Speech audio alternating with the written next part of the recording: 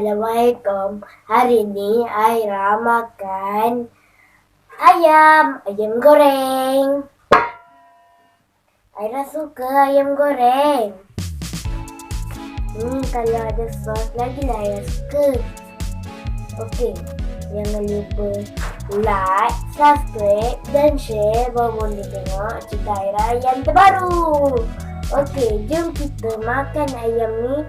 Dia ada 6 ketul ni. Sedap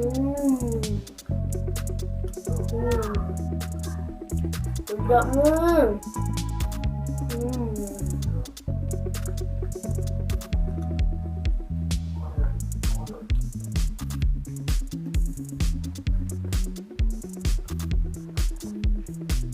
Kawan, kau suka ayam goreng tak? Kalau suka boleh goreng.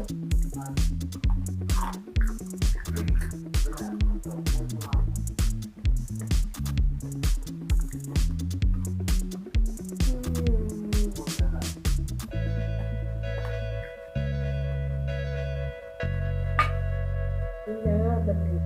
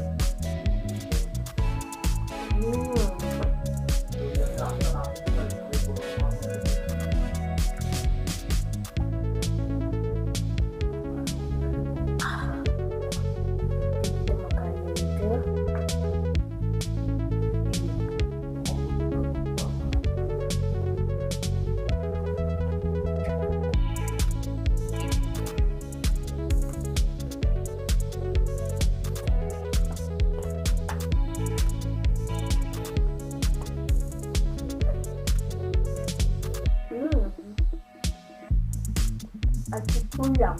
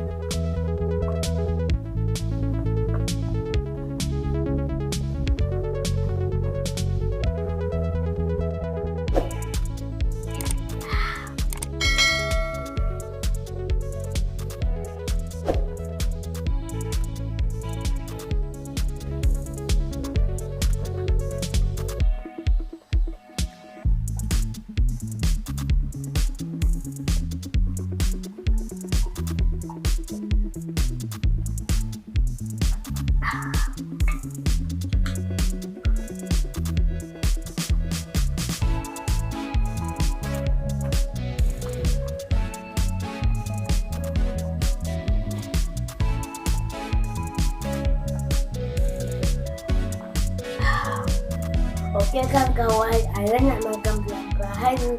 Bye-bye, jumpa lagi. See